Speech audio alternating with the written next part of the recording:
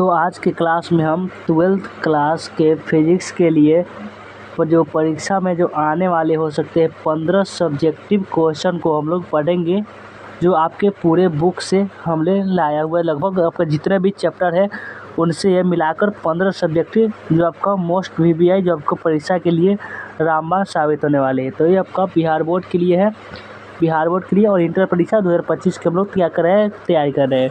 इसमें जल्दी से आप इसको याद कर लीजिएगा। हम 15 सब्जेक्टिव बताएंगे आपको जो बहुत ही इंपॉर्टेंट होगा, आप परीक्षा में आने वाले होंगे। तो आप उससे पहले क्या कीजिए कि एक बार वीडियो को लाइक कर लीजिए, वीडियो को एक बार लाइक कर लीजिए और लाइक करके क्या कीजिए, आप लोग वीडियो को एक बार अपने दोस्तों के साथ शेयर कर लीजिए और चैनल को अभी तक सब्सक्राइब नहीं किए होंगे तो सब्सक्राइब कर लीजिए।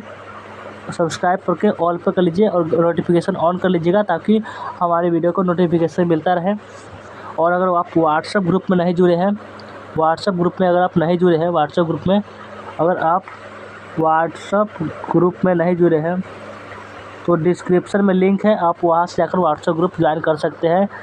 तो चलिए आज हम देखना स्टार्ट करते हैं। सबसे 1 नंबर क्वेश्चन से आज हम कितना बताएंगे, आपको 15 सब्जेक्टिव क्वेश्चन बताएंगे जो आपको बहुत ही इंपॉर्टेंट होगा, एकदम VBI प्रश्न को हम लोग देखेंगे।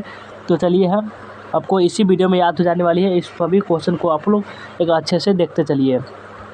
15 सब्जेक्टिव क्वेश्चन आप लोग पढ़ कर जाइएगा, तो ये आपसे रिक्वेस्ट है। तो चलिए हम स्टार्ट करते हैं फिजिक्स क्लास के लिए। सबसे पहला क्वेश्चन है आपका, सबसे पहला क्वेश्चन आपके बोर्ड एग्जाम में तारका मचाने के लिए एकदम सामने है कि क्यूरी ताप क्या है। प्रश्न क्या है आपका, क्यूरी ताप क्या है।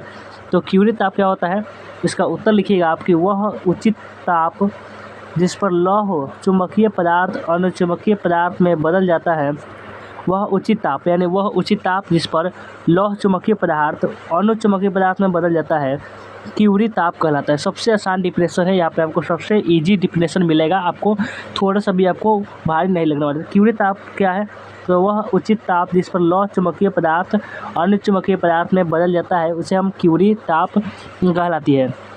यानी अर्थात यदि हम किसी लौह चुंबकीय पदार्थ को गर्म करते हैं, हम किसी लौह चुंबकीय पदार्थ को गर्म करते हैं तो लौह चुंबकीय पदार्थ के गुण एक निश्चित ताप पर नष्ट हो जाते हैं, एक निश्चित ताप पर वो क्या करेंगे, नष्ट हो जाएंगे।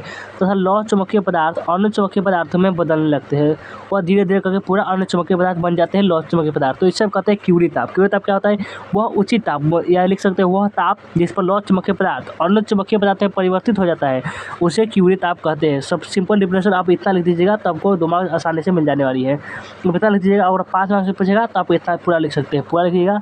आपको डिपेंड करता है कि आपको लोग उत्तरीय पूछेगा तो सिर्फ इतना काम चल जाएगा, और आपको 5 नंबर पूछेगा तो इतना लिखना होगा। और चलिए अगला क्वेश्चन पर चलते हैं।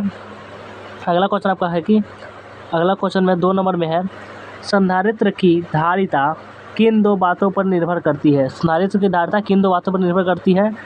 तो आपका संधारित्र की धारिता होती है वो किन 2 बातों पर निर्भर करेगी, तो करेगी आपका एक में क्या करेगी, प्लेटों के क्षेत्रफल पर और दूसरे में करेगी प्लेटों के बीच की दूरी पर, दोनों पर करती है। दोनों का अगर 5 नंबर में पूछेगा, यानी लॉन्ग क्वेश्चन में दीर्घोत्तरीय में, तो आपको इसका डिफिनेशन भी यानी इसको परिभाषित भी करना होगा। तो एक किस पर निर्भर करती है, संधारित्र की जो धारिता होती है वो किन बातों पर निर्भर करती है। तो प्लेटों का एक पर क्षेत्रफल पर और एक पर प्लेटों के जो बीच की दूरी होगी उस पर निर्भर करती है।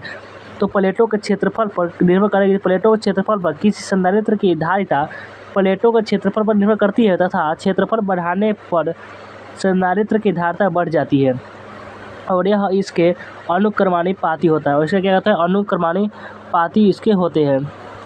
क्या होते हैं, अनुक्रमानुपाती इसके हो जाते हैं।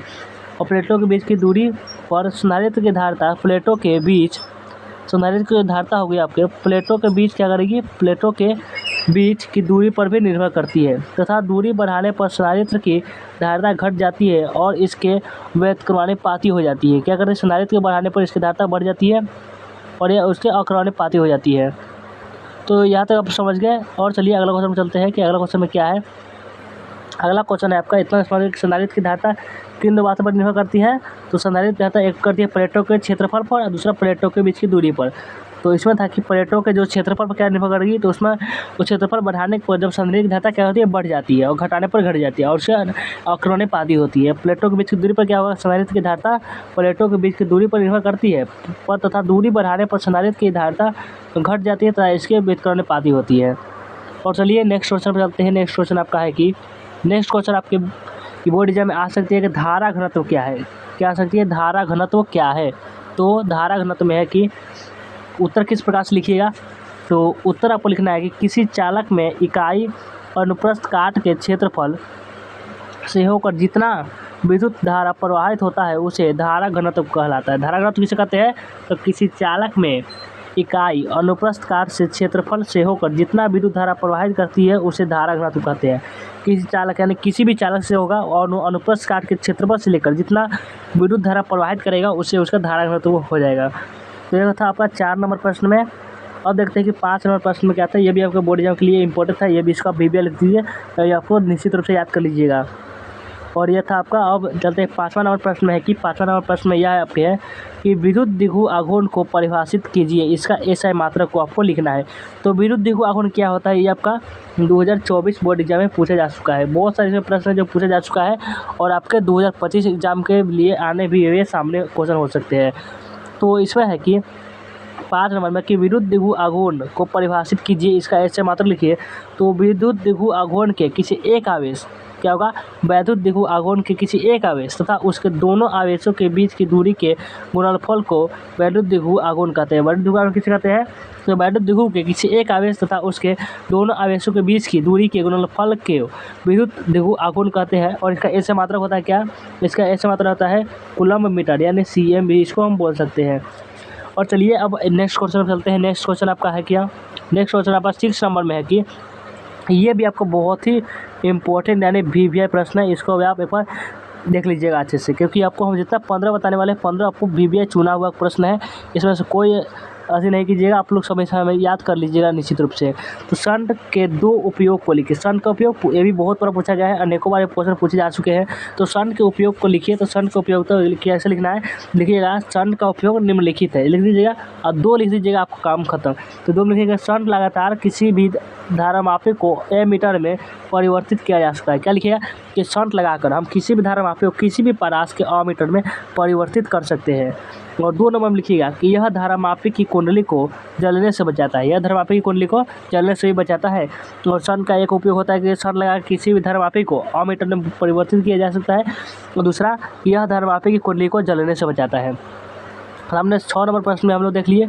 और चलिए अगला क्वेश्चन 7 नंबर क्वेश्चन पर चलते हैं। 7 नंबर प्रश्न में है विद्युत बल रेखाओं के गुण बताइए। विद्युत बल रेखाओं के गुण, ये भी VBI प्रश्न है, सभी VBI प्रश्न है, इसमें से एक कोई ना हो सकता। तो विद्युत बल रेखाओं के गुण बताइए। विद्युत बल रेखाओं के गुण आपको पूछा जा सकता है। तो लिखिएगा विद्युत बल रेखाओं के गुण है इस प्रकार है, या विद्युत बल रेखाओं के गुण निम्नलिखित है। ये सदैव धन आवेश से प्रारंभ होकर ग्रहण आवेश पर समाप्त हो जाते हैं। यानी ये सदैव धन आवेश से प्रारंभ होता है और ऋण आवेश के पास जाकर समाप्त हो जाती है। इसका ये पहला गुण होती है। और दूसरा गुण, ये सदैव धन आवेश से प्रारंभ होकर ऋण आवेश पर समाप्त हो जाती है। और एक होती है, ये तो धन आवेश से प्रारंभ हो सकता है और ऋण आवेश पर समाप्त हो जाएगा, लेकिन ये ऋण आवेश से भी शुरू होगा और धन आवेश से भी समाप्त हो सकता है। तो तीसरा गुण है कि विद्युत बल रेखाएं चालक की सतह से के लंबवत निकलती है। और तीसरा है कि विद्युत बल रेखाएं जो होती है चालक की सतह के लंबवत निकलती है। और चौथा है कि आपका विद्युत बल रेखाएं चालक से होकर नहीं गुजरती, चालक से कभी भी नहीं गुजरेगी, ये आपका चौथा गुण है। तो ये भी आपका 4 गुण समझ, आप 3 गुण भी लिख देंगे तो भी आपको चल जाने वाली है क्वेश्चन, आपको 2 मार्क्स आसानी से मिल जाएगा।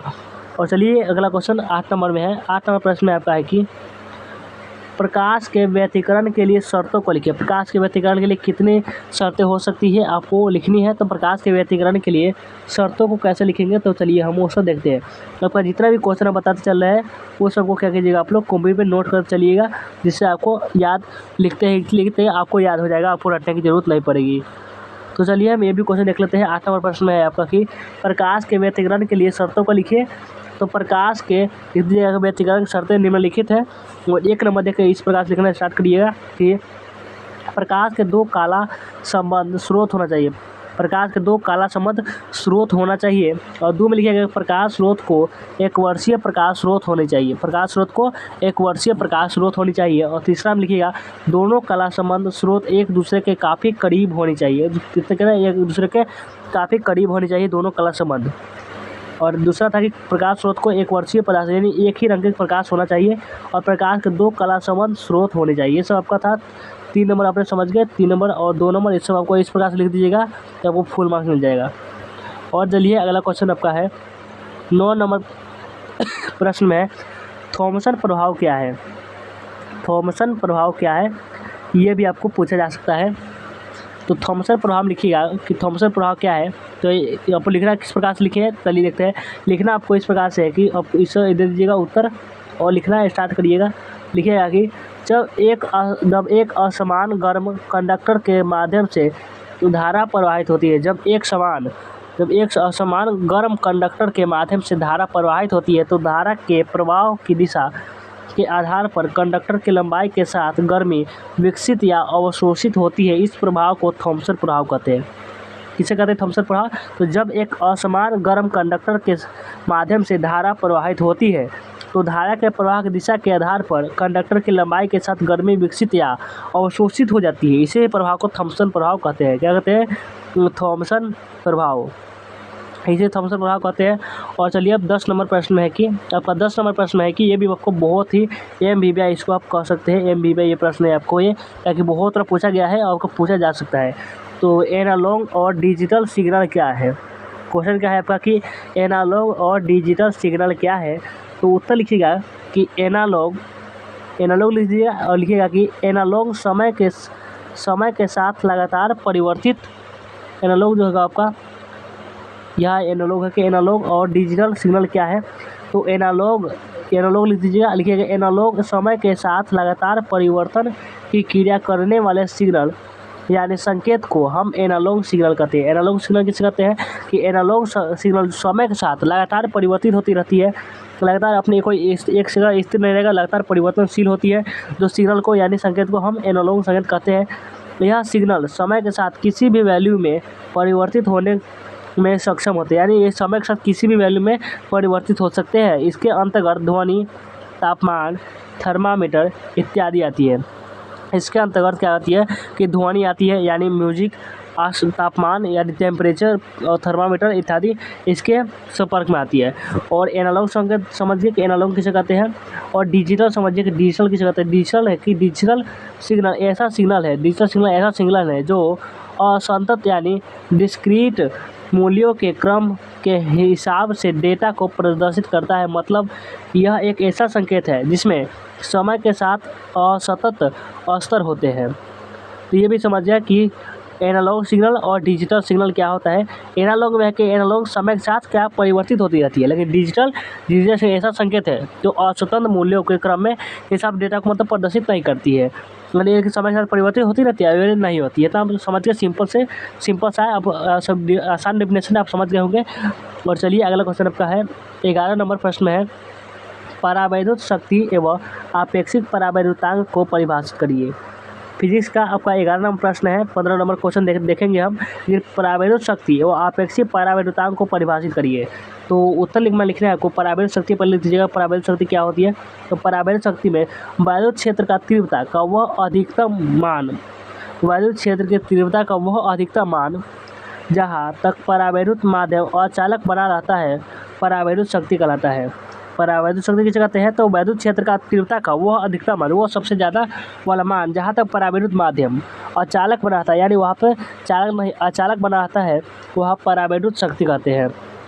चालक किसे कहते हैं? जिसे विद्युत धारा का प्रवाह आसानी से हो जाता है उसे चालक कहते हैं, और जिससे विद्युत धारा का प्रवाह आसानी से नहीं होता है उसे अचालक कहते हैं। और यह है कि आपका आपेक्षिक परावैद्युतांक, ये भी देख लेते हैं आपेक्षिक परावैद्युतांक। तो आपेक्षिक परावैद्युतांक में किसी माध्यम का परावैद्युतांक और निर्वात का परावैद्युतांक के अनुपात को माध्यम का सापेक्ष परावैद्युतांक कहा जाता है।